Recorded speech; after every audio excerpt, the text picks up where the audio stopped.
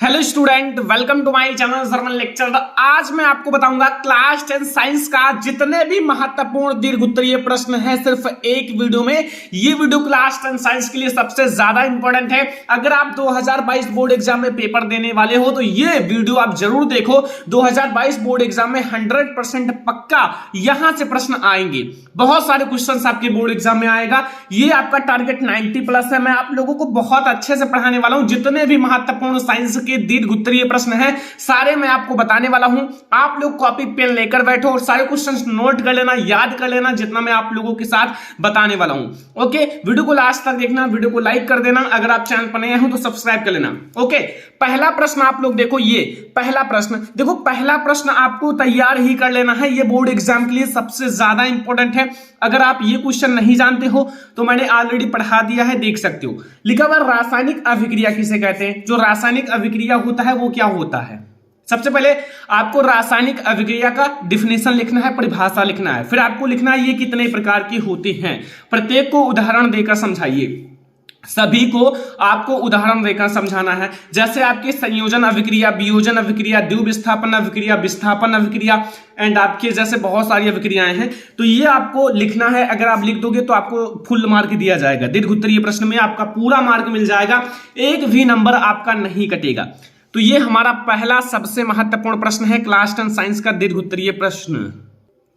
तो ये क्वेश्चन आप लोग जरूर तैयार करके बोर्ड एग्जाम में जाना। फिर हम लोग देखेंगे अगला क्वेश्चन। देखो, मैं आपको ये बताना चाहता हूं कि ये क्वेश्चन आप जरूर बोर्ड एग्जाम में दीर्घउत्तरीय में तैयार करके जाना। आप इसका नोट्स बना लो और इसको आप लोग सॉल्व करो। कोई भी क्वेश्चन फंसता है तो आप कमेंट कर देना, मैं आप लोगों को इसका आंसर जरूर बताऊंगा और मैं आप लोगों के लिए वीडियो बनाऊंगा। ठीक है, ये आप लोग सबसे पहले क्वेश्चन देखो कौन कौन सा हमें तैयार करना है, कि आपको पता रहे कि ये बहुत ज्यादा इंपॉर्टेंट है। लिखा हुआ है व्यंजक चूर्ण, जिसे हम लोग ब्लीचिंग पाउडर कहते हैं, का रासायनिक नाम, अणुसूत्र तथा उपयोग लिखिए। जैसे आपको रासायनिक नाम, अणुसूत्र बनाने की विधि, भौतिक गुण, रासायनिक गुण, ये सारे लिखने होते हैं अगर आपके दीर्घउत्तरीय प्रश्न में आता है। ओके, तो ये हमारा है क्वेश्चन नंबर 2, जो बोर्ड एग्जाम के लिए बहुत ज्यादा इंपॉर्टेंट है। आप लोगों को तैयार ही कर लेना है ये सारे क्वेश्चंस। ये क्लास 10 साइंस का बहुत ज्यादा इंपॉर्टेंट दीर्घउत्तरीय प्रश्न है। ठीक है, तो ये आप लोगों को तैयार कर लेना है, बहुत ज्यादा इंपॉर्टेंट है। ये क्वेश्चन आपकी बोर्ड एग्जाम के लिए और भी ज्यादा इंपॉर्टेंट है। आपका क्या है देख सकते हो, बेकिंग पाउडर, जो बेकिंग पाउडर होता है या फिर खाने का सोडा का रासायनिक नाम एवं अणुसूत्र क्या है। रासायनिक नाम सबसे पहले लिखना है, फिर इसका अणुसूत्र क्या है, इसको बनाने की विधि, जो इसको बनाने की विधि कैसे बनाई जाती है ये आपको बताना है। फिर इसके 2 भौतिक गुण, जो इनकी भौतिक गुण है। ओके, तथा 2 रासायनिक गुण और समीकरण देते हुए समझाइए। जैसे आपके रासायनिक गुण का समीकरण 2, ठीक है, ये आपसे पूछ रहा है। तो ये आपका बहुत ज्यादा इंपॉर्टेंट क्वेश्चन है।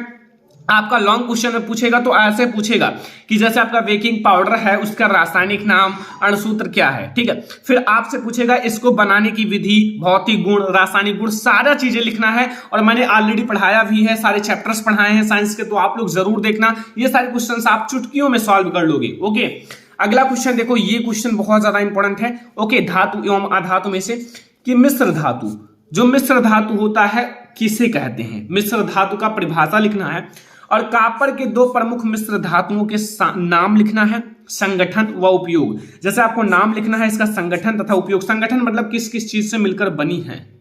ओके, तो ये हमारा है क्वेश्चन नंबर 4। और इसी चैप्टर में आपसे विद्युत रासायनिक सरणी कभी कभी पूछा जाता है, तो वो भी टॉपिक आप तैयार कर लेना।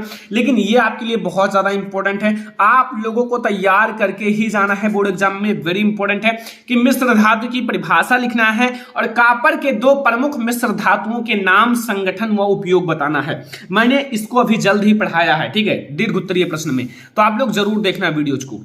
ये देखो, ये क्वेश्चन नंबर 5 है, बहुत ज्यादा इंपॉर्टेंट है। ये कई टाइप से आपके बोर्ड एग्जाम में पूछा जाता है, कई प्रकार से। जैसे मैंने ये जो लिखा है ना, इस प्रकार से बहुत ज्यादा पूछा जाता है कि किडवन द्वारा एथेनॉल के निर्माण पर संक्षिप्त टिप्पणी लिखिए। एक होता है किडमन विधि द्वारा एथेनॉल का निर्माण, तो उसकी आपको संक्षिप्त टिप्पणी लिखना है। टिप्पणी लिखने की आता है, अगर आपसे 7 नंबर में पूछे तो, यानी कि दीर्घउत्तरीय प्रश्नों में पूछे तो आप इसके बारे में पूरी जानकारी मैंने बताई है, पूरा चीज आप लोगों को समझाया है। ओके, आपको आपकी बुक में भी मिल जाएगा कि किडवन द्वारा एथेनॉल के निर्माण पर संक्षिप्त टिप्पणी लिखिए। ये बहुत ज्यादा इंपॉर्टेंट क्वेश्चन है, आपको तैयार करके ही बोर्ड एग्जाम में ये सारे क्वेश्चन जाना है, क्योंकि बहुत ज्यादा इंपॉर्टेंट है। ये सारे क्वेश्चन रिकॉर्ड तोड़ चुके हैं बोर्ड एग्जाम में आने का। इसमें आपको फिजिक्स, केमिस्ट्री, बायोलॉजी सारे के मिलेंगे और सारे का आपका दीर्घ-उत्तरीय प्रश्न कंप्लीट हो जाएगा अगर ये क्वेश्चन आप तैयार कर लोगे।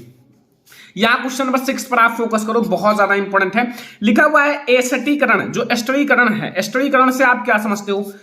सबसे पहले आपको एस्टरीकरण की परिभाषा देनी है, ठीक है। फिर आपको उसका उदाहरण सहित स्पष्ट कीजिए। पूरा आपको एस्टरीकरण, आपको पहले परिभाषा, फिर उदाहरण, सारी चीजें स्पष्ट करना है। फिर आपसे लास्ट में एक चीज पूछा है कि एथिल एसीटेट के जल अपघटन, जो एथिल एसीटेट का जल अपघटन का समीकरण दीजिए। जो एथिल एसीटेट है उसके जल अपघटन, जैसे एथिल एसीटेट का जल से अभिक्रिया कराओ तो वो जल अपघटन है, ठीक है। तो उसका आपको समीकरण देना है। और एसिटिक अम्ल, एसिटिक अम्ल के प्रमुख उपयोग लिखिए। जैसे एसिटिक अम्ल का प्रमुख उपयोग लिखना है, ठीक है। एसिटिक अम्ल का प्रमुख उपयोग लिखना है। तो ये एस्टरीकरण के अंतर्गत है। इतना लॉन्ग क्वेश्चन पूछा जाएगा। अगर लॉन्ग क्वेश्चन में आपके बोर्ड एग्जाम में साइंस में पूछा गया, यानी कि दीर्घ-उत्तरीय प्रश्न में पूछा गया, तो इतना बड़ा आपसे क्वेश्चन पूछा जाएगा। याद रखना बहुत ज्यादा इंपॉर्टेंट है, इसलिए मैंने आपसे कहा है कि ये सारे क्वेश्चंस आप जरूर याद रखना। ये हमारा क्वेश्चन नंबर 6 है जो कि बहुत ज्यादा इंपॉर्टेंट है बोर्ड एग्जाम के लिए। अब हम लोग देखेंगे क्वेश्चन नंबर 7। क्वेश्चन नंबर 7 देखो, जो कि बोर्ड एग्जाम के लिए बहुत ज्यादा इंपॉर्टेंट है। क्वेश्चन नंबर 7 जो हमसे कह रहा है कि दीर्घाकार आवर्त सारणी, जो दीर्घाकार आवर्त सारणी की प्रमुख विशेषताएं लिखिए। देखो आपके एक है दीर्घाकार आवर्त सारणी जिसकी आपको विशेषताएं बताना है, और ये बोर्ड एग्जाम के लिए बहुत ज्यादा इंपॉर्टेंट है। और लॉन्ग क्वेश्चन में मैंने देखा है रिकॉर्ड तोड़ चुका है बोर्ड एग्जाम में आने का। तो जो मैं क्वेश्चन बता रहा हूं वो बहुत ज्यादा इंपॉर्टेंट है। अगर आप इतना क्वेश्चन तैयार कर लेते हो जितना मैं बताने वाला हूं, तो आप लोग लॉन्ग क्वेश्चन की चिंता बिल्कुल छोड़ दो। इतना अगर आप कंप्लीट कर लोगे तो इससे बाहर एक भी क्वेश्चन नहीं आएगा। थोड़ा मेहनत लगेगा, लेकिन ये मेहनत आपको बहुत आगे ले जाएगा, ठीक है, क्लास 10th के लिए। तो ये आपका है दीर्घाकार आवर्त सारणी की विशेषताएं आपको बताना है। फिर आप देखो एक बायोलॉजी का अब आपका क्वेश्चन स्टार्ट हो गया। ओके, ये सारे अभी तक आपके केमिस्ट्री के थे। अब देखो यहां आपको पाचन से क्या समझते हो? जो पाचन होता है उसका आपको परिभाषा लिखना है। इसमें कौन से पाचक रस भाग लेते हैं, जैसे इसमें कौन कौन से पाचक रस भाग लेते हैं, और पचे हुए भोजन के अवशोषण तथा स्वांगीकरण की आपको क्रिया का वर्णन कीजिए। एक होता है अवशोषण और एक होता है स्वांगीकरण।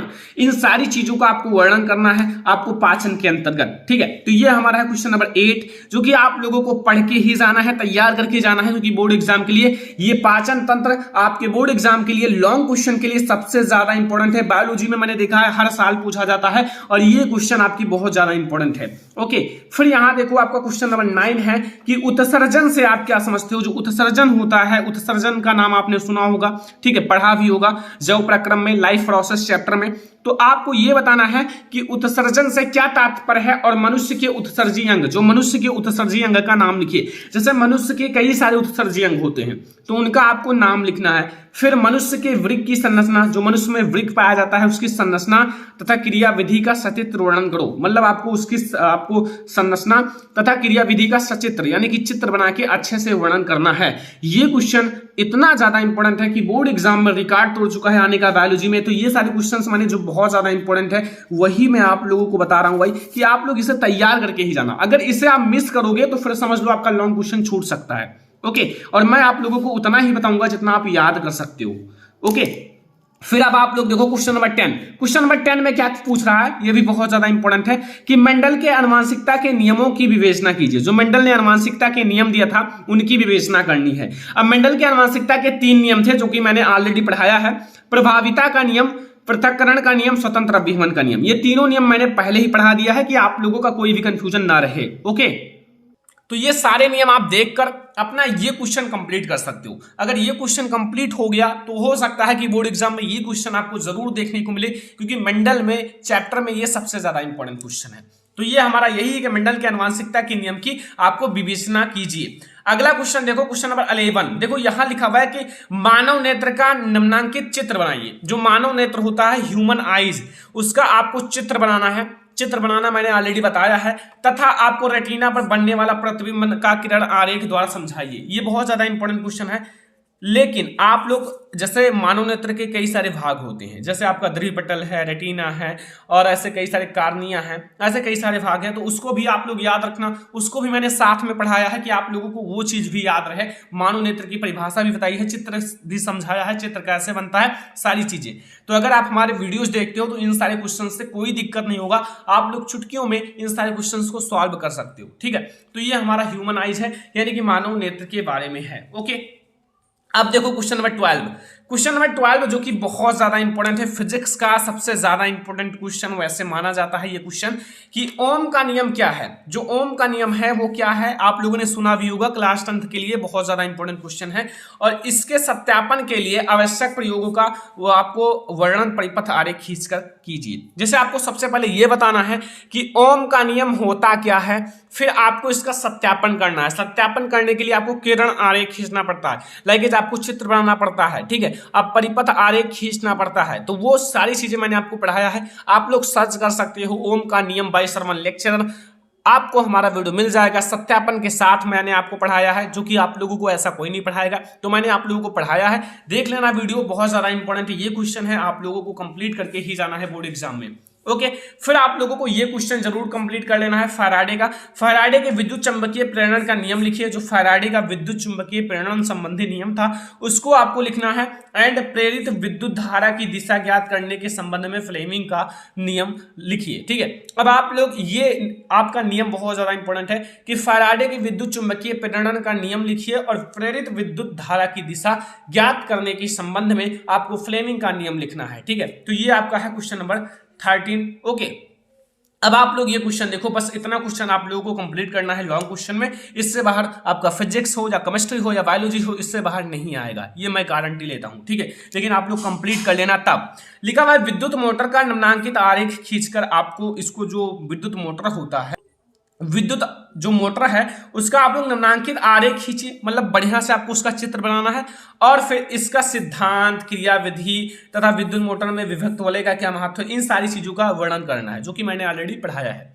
तो अगर आप साइंस की तैयारी कर रहे हो, 2022 बोर्ड एग्जाम में साइंस का पेपर देने वाले हो, तो इतना आप लोग लॉन्ग क्वेश्चन तैयार कर लो, इससे बाहर नहीं आएगा, ये मैं गारंटी लेता हूं। यहां से आपको कई सारे क्वेश्चन देखने को मिलेगा, हर क्वेश्चन आपको देखने को मिलेगा। अगर आप 5 साल पहले के question, model paper, previous year paper सारे उठाकर देख लो, चाहे फिजिक्स हो चाहे केमिस्ट्री, इनमें से आपको क्वेश्चन मिलेगा कि यहां से 100% क्वेश्चन टक्कर खाया है, 100% यहां से आया है। क्योंकि मैंने बहुत ज्यादा मेहनत करके, बहुत ज्यादा रिसर्च करके ये वीडियो बनाया है कि बच्चे कंप्लीट कर लें अगर इतना क्वेश्चन, तो इससे बाहर ना आए। इसीलिए मैंने आप लोगों के लिए मेहनत किया है, काफी ज्यादा मेहनत करके इन सारे क्वेश्चन को ढूंढा है, फिर मैंने बनाया है।